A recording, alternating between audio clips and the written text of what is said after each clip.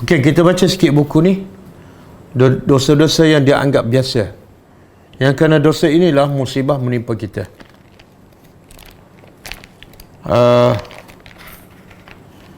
Malam ni kita baca dosa yang ke-12. Dosa yang ke-12. Ini lebih kepada isteri-isteri lah ni. Jadi dengar, wahai isteri-isteri. Dan suami pun kena dengar juga. Kadang-kadang berlaku isteri buat dosa, kadang-kadang berpunca daripada suami. Okey, kata penulis buku ni, yang ke-12 ialah penolakan isteri terhadap ajakan suami. Bila suami ajak nak bersama, isteri tolak, itu adalah dosa. Dan ramai, bukan semua, ramai isteri yang tak rasa dah itu adalah dosa. Dia anggap itu hak dia, kan? Hak kebebasan seseorang. Dalilnya daripada Abu Hurairah radhiyallahu anhu, daripada Nabi SAW, bahawasanya baginda bersabda, "Iza da'a ar-rajulu imra'atahu ila firashihi fa'abat fabata ghadbana 'alayha la'anatha al-malaikatu hatta tusbiha." Maksudnya, apabila seorang lelaki ataupun seorang suami mengajak isterinya ke tempat tidur untuk bersama, lalu isteri itu menolak, sehingga suaminya marah kepadanya dan suami tidur dalam keadaan marah, maka malaikat akan melaknat isteri itu hingga pagi. Ini hadis sahih, hadis sahih riwayat Al-Bukhari. Ramai tak? Ramai ni. Mana ustaz tahu? Ustaz tahulah. Kadang-kadang sebab dah biasa sangat berlaku, dia tak rasa bersalah. Cuba bayangkan kalau 20 kali, kalau 30 kali, dah sebenarnya menolak tu pun dah dosa besar walaupun sekali. Kalau diulang berkali-kali lagilah. Ini antara punca kadang-kadang wanita tu jadi keras hatinya.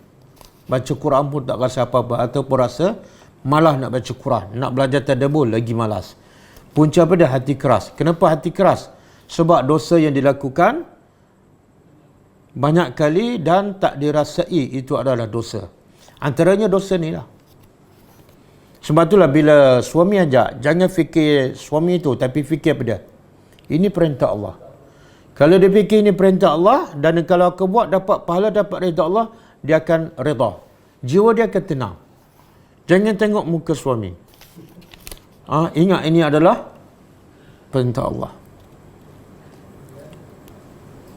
Okey, manakala terjadi perselisihan dengan suami, banyak perempuan yang menghukum menurut dugaannya, iaitu suaminya dengan menolak melakukan hubungan suami isteri.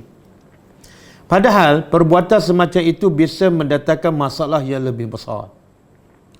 Misalnya terperosoknya suami pada perbuatan haram, iaitu kadang-kadang bila isteri tolak menyebabkan suami cari orang yang ketiga. Bahkan masalahnya bisa menjadi berbalik sehingga bisa lebih menyusahkan isteri. Misalnya sang suami berusaha menikahi perempuan lain. Kerana itu, manakala suami memanggil, hendaklah sang isteri dia. Biasa sang ni untuk apa ni? Binatang kan? Sang serigala kan? Ini bahasa Indonesia. Kerana itu, manakala suami memanggil, hendaklah isteri segera memenuhi ajakannya. Hal itu sebagai realisasi daripada sabda Nabi SAW. Ada satu hadis lagi, Nabi kata, "Iza da'a ar-rajulu imra'atahu ila firashihi faltujib wa in kanat 'ala zahri qatabin." Atau kama qala SAW. Maksud dia, jika seorang lelaki ataupun suami mengajak isterinya ke tempat tidur, hendaklah dia memenuhi panggilannya, bahkan meskipun sedang berada di atas sekedup. Sekedup ni mana tunggangan lah, atas unta. Ini sebagai simbolik je lah. Nabi kata, isteri ni kena taat walaupun masa suami ajak itu berada di atas unta sekalipun. Contohlah. Ini tak mungkin berlaku sebab suami kita tak ada unta. Meskipun begitu, mungkin kena berlaku adil. Walaupun suami ada hak nak panggil dan isteri kena ikut, tapi bukan semua keadaan, semua waktu suami boleh memaksa isteri untuk bersama. Meskipun begitu, hendaknya sang suami memperhatikan kondisi isterinya. Kena tengok juga keadaan isterinya. Misal, apakah isteri itu dalam keadaan sakit, penat, hamil, ataupun sedang kesedihan kan, bapaknya baru meninggal, kita pun ajak bersama, sehingga tak terjadi perpecahan dan keharmonisan rumah tangga. Sebab tu jangan lupa suami, walaupun dia ada hak, tapi jangan lupa isteri pun ada hak. Apa hak suami? Hak isteri. Hak isteri ke atas suami. Allah sebut dalam ayat wa'ashiruhunna bil ma'ruf. Hendaklah kamu wahai suami menggauli isteri dengan cara yang baik. Tak boleh kasar. Ketika dia penat ke, ketika dia sakit, jangan paksa. Kalau kamu paksa, kamu pula berdosa. Okey? Okey?